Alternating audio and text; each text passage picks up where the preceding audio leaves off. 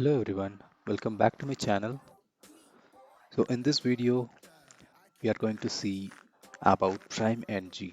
So that's a UI component which I came across, and I see that it has more benefits comparing to Material, and it has a lot of it avoids a lot of boilerplate of code which we are doing in Material and other stuff as well.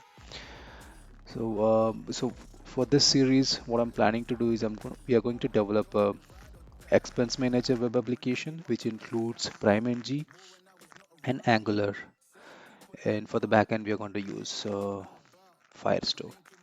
So this is the overall design which we are planning to deploy the application into Firebase, and we are going to make use of PrimeNG components and its style and everything to design the UI with the help of Angular 14. Okay, and it's going to be a single page web application. It's going to interact with Firebase and get the data and other stuff.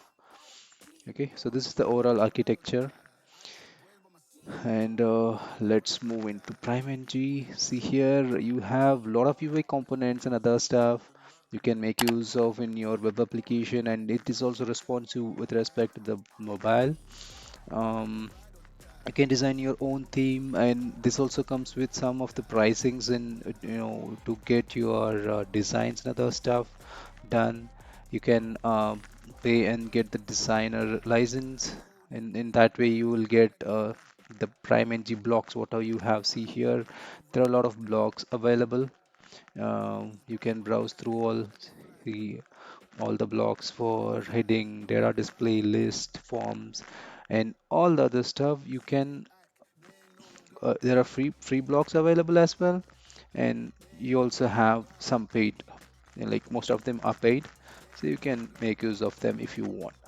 Okay, so we are going to just use the open source whatever the component is provided by the PrimeNG for Angular, and we are also going to make use of the PrimeFlex for the CSS and the icons library.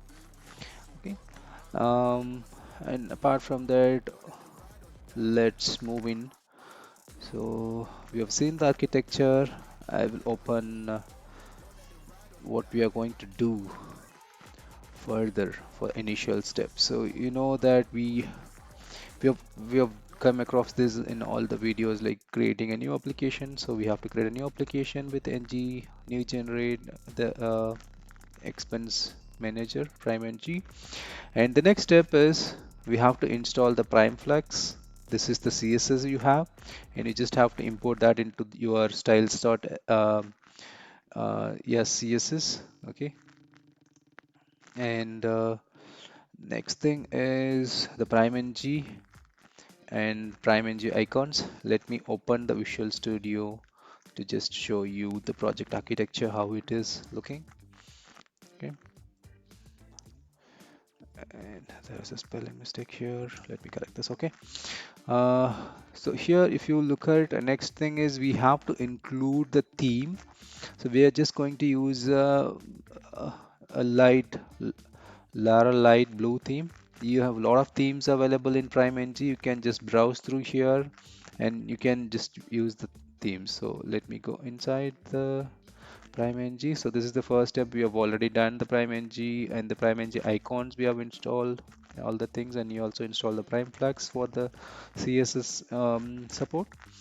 Okay, so we are not going to use Bootstrap here, so we are completely going to use the PrimeFlex. So to demonstrate the uh, power of PrimeFlex, here we are going to use PrimeFlex, and we also have to include the Prime CSS and PrimeNG icons inside the styles. So here I've included that. If you look at the application, this is the application we have generated. So this is also in GitHub. You can make use of it. Okay, and in style CSS, I've included the CSS, and in our Angular JSON, you can see that we have included the theme and the rest of the PrimeNG CSS as well.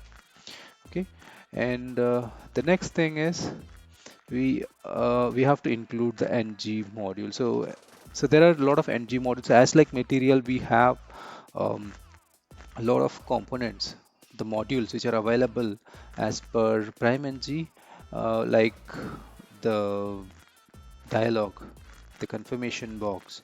There are so many other stuff available. So what I've done is I've just extracted all the modules inside a separate module so that we can just make use of them. So if you look at here, we have a table module, calendar, slider, dialog. So we are going to go through all these in our upcoming videos. So I've just extracted all them into a separate shared PrimeNG module. So that will be exported in here along with the other modules, and we are going to import this into our module which is going to make use of it. Okay, so let's say I'm going to use the table module. I just have to, so whatever module I want to use, I just have to include the shared module inside our module component. So the module, let's say if it is app module, then we just have to include it here. So our application, the other component will be having access to the particular module. Okay, and the next thing is we have to integrate the Firebase. We've already included the Firebase in many of our videos. Probably you can go through them. I'll also give the link here, so you can go through that. So if like we have to install Firebase, and you also have to add the Firebase configuration. So that is being done here in our environment file. I've given the configuration, and after installing the modules, you will just initialize your application with the Firebase configuration, which is in the environment file. So this initializes the Firebase. Okay, and it like with this we'll be having a connection with our database as well. And moving forward, the next step is we have to create components.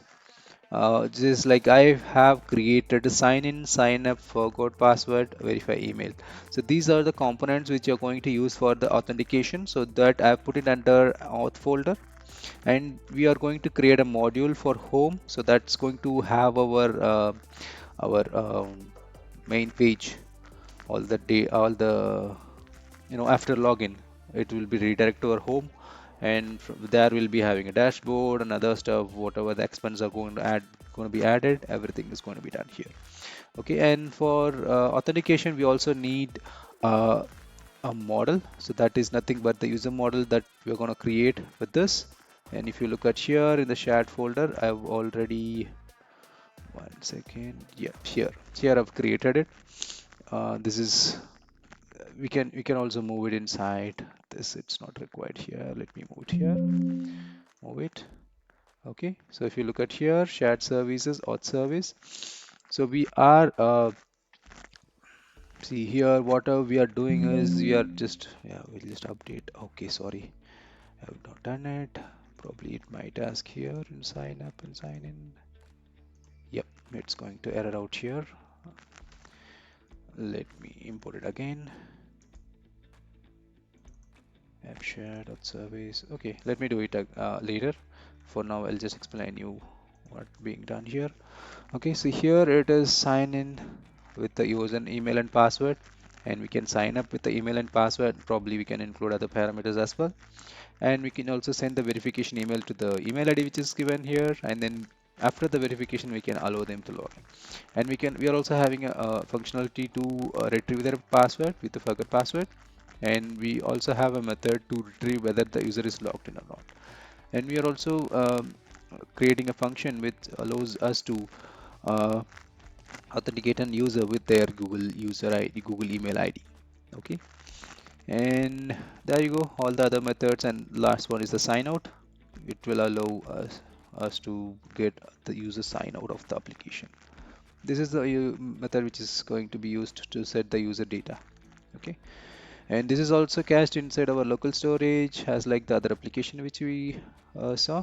So this will be stored here, and it will be retrieved in other pages whenever it is required. So if it does not exist, then the user does not have an access to the application. We'll log them out. Okay, so this is the overall um, initial step that you have to do. So I'll update this errors. These are just an imports update. I'll update and then check in this code into the GitHub so that you can have an access to the initial project. So in our next video, we are going to see the design for the authentication, what I'll be going to do, and we will also design the sign up page. Thank you. If you like the video, please subscribe. Don't forget, share the knowledge.